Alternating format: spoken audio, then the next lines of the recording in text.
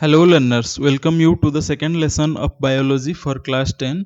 In previous classes we have discussed the intro part of life processes and now we will discuss the first life processes, that is nutrition. So I am Sarthak, your teacher from team Mukta Pathasala. So let's get started. First thing, we will recall what we have discussed in first class. So to recall, I have some questions from your textbook only. There are 4 questions. We will discuss the questions and answers so that we will have a quick recall of what we have discussed in previous part. So the first question is, why is diffusion insufficient to meet the oxygen requirements of multicellular organisms like humans? So the answer is very simple. I already have discussed in the first lesson. Diffusion process is used in unicellular organisms to meet their oxygen requirements, as the whole surface of the unicellular organism is exposed to atmosphere or air, so they can meet the oxygen requirement through diffusion. But in case of a complex multicellular organism, the whole body is not exposed to air. Some internal parts are there which needs oxygen also. So oxygen needs to transport from one part to another part inside the body, and diffusion is not sufficient to move from one part to another part in a large body of a multicellular organism like human. So diffusion is insufficient to meet the oxygen requirement of multicellular organisms like humans. Next question, what criteria do we use to decide whether something is alive or not?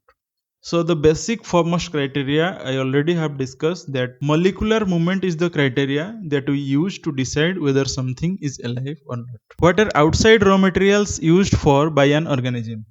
Outside raw materials are used for energy by an organism in the form of food. So the food we take contains carbon compounds and water. So carbon compounds and waters are the outside raw materials used by an organism. What processes would you consider essential for maintaining life? So basically there are 4 life processes we already have discussed, that is nutrition, respiration, excretion and transportation. So these are the processes we consider essential for maintaining life. Now come to today's lesson, that is nutrition. So why nutrition is necessary and what is the need of nutrition? So as we already discussed that we need energy each and every time, even if we are not doing anything, as the maintenance activity is going on inside each and every time. So we need energy for that, and we get energy from food, that is the external source. But the way of getting food is different for different organisms. Some organisms use simple food material obtained from inorganic sources in the form of carbon dioxide and water. They are called autotrophs, and some other organisms utilize complex substances. These complex substances have to be broken down into simpler ones before they can be used for the upkeep and growth of the body. So these type of organisms are called heterotrophs. So now we have 2 types of nutrition, one is autotrophs and another is heterotrophs. So we can differentiate between autotrophs and heterotrophs, as autotrophs can prepare their own food directly from inorganic sources like carbon dioxide and water, for example green plants. But heterotrophs cannot prepare their own food and they depends upon autotrophs directly or indirectly for their food.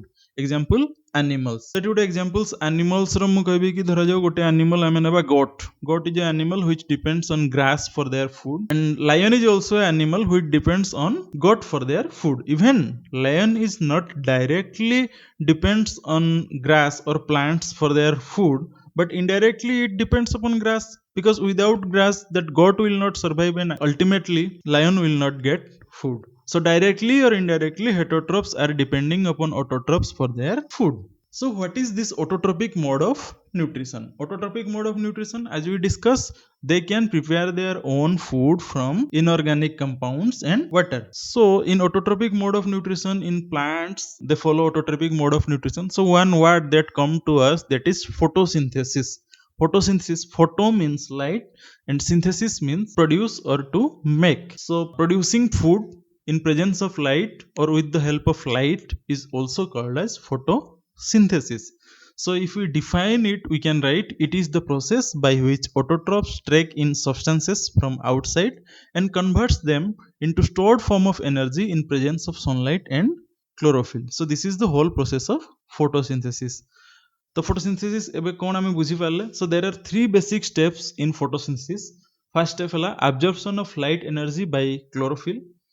Then second step, conversion of light energy to chemical energy and splitting of water molecule into hydrogen and oxygen.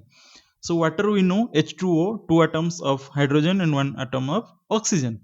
So we can split them in the second step. Then in third step, reduction of carbon dioxide to carbohydrates. Carbon dioxide CO2, carbon is present there.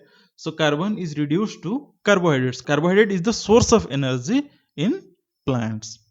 So if we closely look at these processes, there is a simple chemical reaction which undergoes during photosynthesis. So now in your screen you can see this is the chemical reaction. I will read it out for you. 6 CO2, 6 carbon dioxide plus 6 H2O, 6 water in presence of chlorophyll and sunlight gives product C6H12O6, that is glucose, plus 6O2, that is oxygen. Glucose is the simplest form of carbohydrate. So in this reaction, we can see that carbon dioxide and water are synthesized to carbohydrate, that is glucose and oxygen. So why chlorophyll and sunlight are necessary for photosynthesis? Chlorophyll is the pigment which convert sunlight into energy. So sunlight and chlorophyll are necessary. So to confirm this, we will have two activities in our book. Of these two activities, we have one activity that we can perform in our home and another activity requires some laboratory supervision.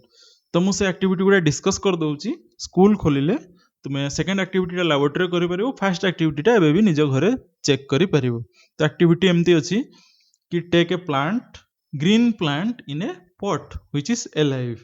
Now take that plant to your home to the darkest place and cover it with a black polythene or black bucket so that light cannot passes into it. And in this situation you can also provide some water to that plant to confirm that water and minerals are there but no sunlight is present.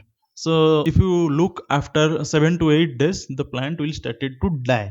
So you can confirm that sunlight is very much necessary for photosynthesis. In another activity you will have some leaves and remove the green parts of some part of the leaves, then you can confirm that in those parts food is not produced. So chlorophyll is also necessary for photosynthesis. तो activities गुड़ा गोटे activities तो घरे करि परिबो आ गोटे activity school खोलले जानि परिबो. So here all these activities takes place, that is chlorophyll. Chlorophyll टा कोठी थाए? Where this chlorophyll exists in plants. So we already know that leaves have chlorophylls. That green color pigment is due to the presence of chlorophyll. So we will have a cross section of leaf here in the figure. You will have the diagram in the book also. So let's see, these are the mid ribs, lamina, veins, एटा किसी तो ये नहीं. Xylem और phloem अच्छी conducting tissues माने food और water को transport करिया पे use हुए. Then upper epidermis और lower epidermis रहला protective nature रो, air space बहुत किसी space था और guard cells जोटे कि stomata को open और close करे. Stomata कहले हमें details रे देखिवा stomata रो diagram भी अच्छी. तो stomata is the opening माने इटा उटे nose to exchange gases from atmosphere to plants and from plants to atmosphere. Also it exchanges water vapor. And now you see these green dots. These dots are chloroplast which contains chlorophylls. So chloroplasts are very much necessary in a plant or in autotrophs. Now come to the diagram of a stomata. So stomata are the pores or these are the openings which exchange gases from atmosphere to plant and plant to atmosphere. You can see these guard cells. These guard cells regulate the opening and closing of stomata. This is the right side is the closed position and the left side is the open position. So you can know that opening and closing of stomata facilitate exchange of gases and also moisture from plant to atmosphere and atmosphere to plant. Now that we can see that the end product of photosynthesis is glucose or simplest form of carbohydrates. It meets the energy requirement of plant. But what about the other raw materials that are required for building their body? Like nitrogen, phosphorus, iron and magnesium are also required for building a plant. So definitely we can get the answer that plant get these raw materials from soil and these are absorbed by the roots of the soil along with water. So basically this is all about autotrophic mode of nutrition and photosynthesis. आउ किसी जदि doubt रही गला तो comment रे doubt पचारि परिबो keema comment box रे देछि WhatsApp और टेलीग्राम रो लिंक सेथिरे भी आपण माने क्वेश्चन पचारि परिबे. फर्स्ट लेसन रो भी किसी जदि डाउट्स रही जाय छि ताले सेठी जाई कि पचारि paribo. Then we come to heterotrophic nutrition. Heterotrophic nutrition means they do not prepare their own food. They depends upon autotrophs directly or indirectly for their food. The forms of nutrition depending on the type of the availability of food materials. That means it is depends upon your environment where you are living. So the type of food and form of food are different. Some organisms break down the food material outside the body and then absorb it, like fungi, like bread molds, yeast, and mushrooms. They are also called as saprophytes.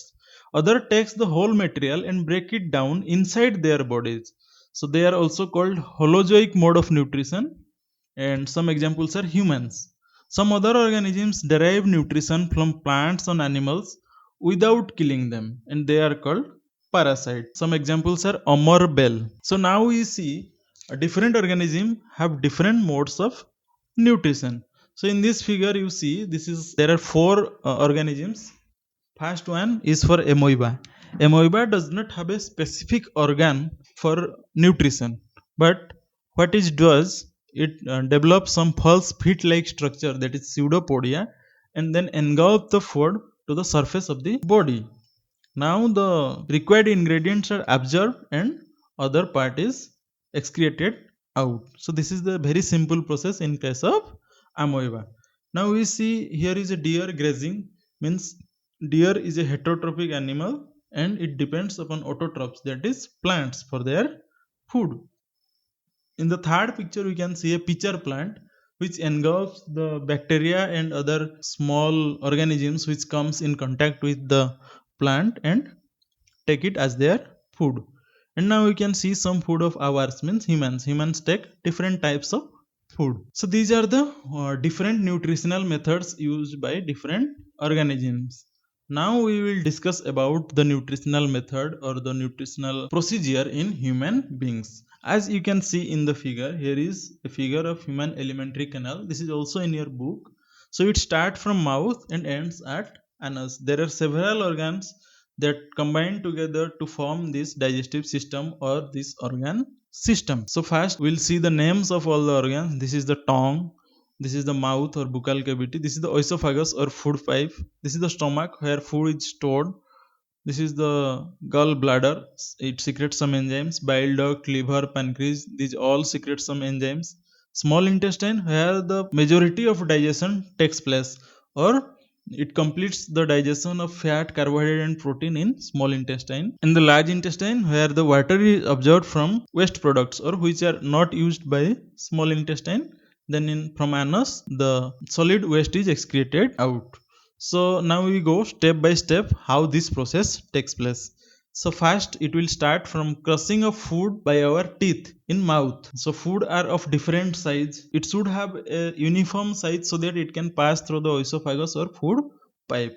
So the process start from crushing by tooth in our mouth.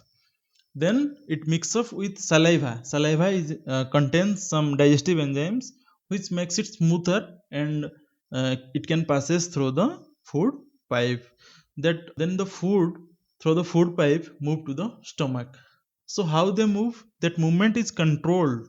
That movement is controlled in such a way that ବେଶୀ ଆସିବନି କି କମ ଆସିବନି, ଗୋଟେ controlled amount of food pass କରୁଥିବ ସବୁବେଳେ, and it is controlled by the muscular contraction and relaxation. muscle ଟା contract और relax ହେଇକି food को movement କରିକି ଆଣିକି କୋଉଠି ପହଞ୍ଚେଇ ଦେବ, stomach ରେ.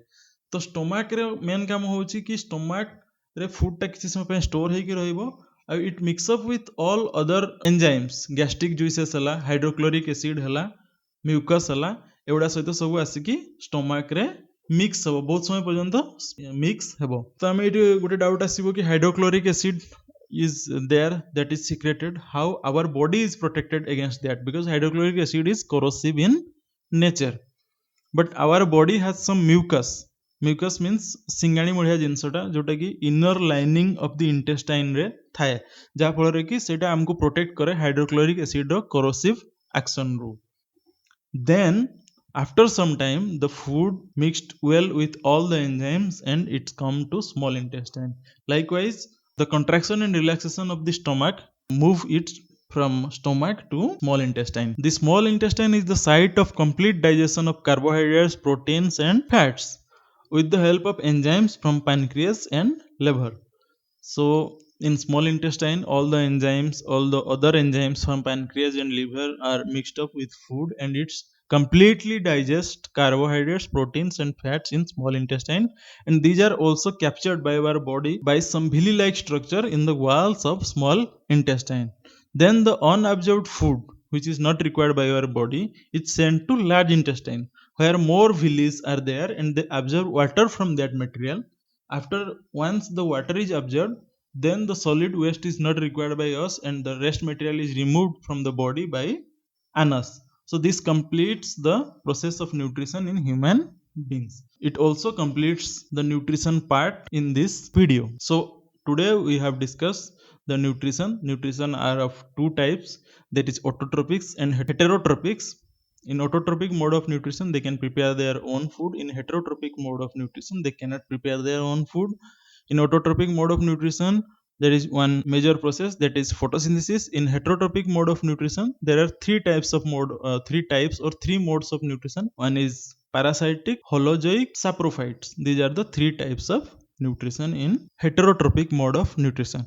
And lastly, we discuss about the human nutritional system. So if you have any doubts regarding all these things, you can put it in the comment below, or you can contact us by WhatsApp and Telegram links given in the description below. And hit a like if you like this video. Do share it with friends and family who are interested in biology or in class 10. Podhi chalo, bodhi chalo.